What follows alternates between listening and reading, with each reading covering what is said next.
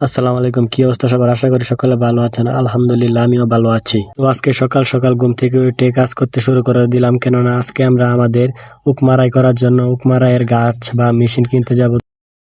ঘাস কাটা শেষে আমি প্রতিদিনের মতো যে জায়গাটুকুর গাছ কেটে নিয়েছি সেই জায়গায় আজকে যে গোবরগুলো হয়েছিল সেগুলো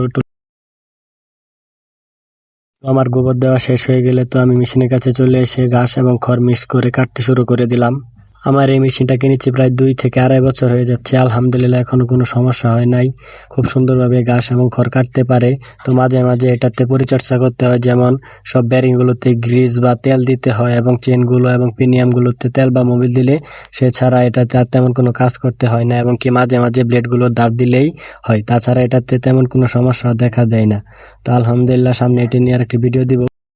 মেশিনের সাহায্যে 10টি গরু খড় এবং ঘাস কাটতে 5 থেকে 10 মিনিটের মতো সময় লাগে। 2 গড়া মোটর দিয়ে তৈরি করা এবং মেশিনটি খুব মজবুত এবং এর লোহার ওজন প্রায় 100 কেজির উপরে হবে। তো মেশিনটি খুব ভালো, এবং আমি কেউ যদি কিনতে চান বিস্তারিত যোগাযোগ করবেন। আমি তাদের নাম এবং ঠিকানা, কোথায় থেকে কিভাবে নেবেন সকল বিষয়ে বিস্তারিত জানিয়ে। তাই আপনাদের বলছি, আপনারা যারা খড় এবং ঘাস কাটার মেশিন কিনতে যাচ্ছেন, প্রথমে আপনারা ইউটিউবে হুটহাট করে ভিডিও দেখে সব মেশিন কিনতে যাবেন না। ইউটিউবে দেখা যায় 14-15 হাজার টাকার যেসব মেশিনগুলো দিয়ে আপনারা খড় ঘাস কাটতে দেখেন, এগুলো বেশ কিছুদিন যাওয়ার পর প্রিমিয়াম এবং সব বিষয় নষ্ট হয়ে যায়, এবং এগুলো দিয়ে 1-2 মাস পর ঘাস কাটা শেষ হয়ে গেলে আমরা আমাদের গাড়ি নিয়ে বের হয়ে যাই আমাদের আকমারায়ের মেশিন আনার জন্য।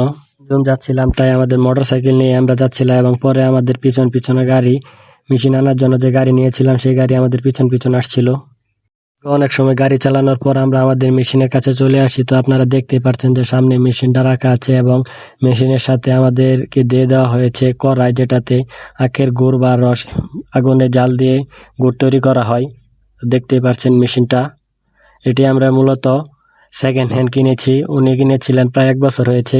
তো উনি বিক্রি করে দিবেন, ওনার সব রস এবং আখ ভাঙানো শেষ, তাই উনি বিক্রি করে দিবেন। সাথে এই কড়াই, মেশিন সবকিছু আমরা নিয়ে নিয়েছি।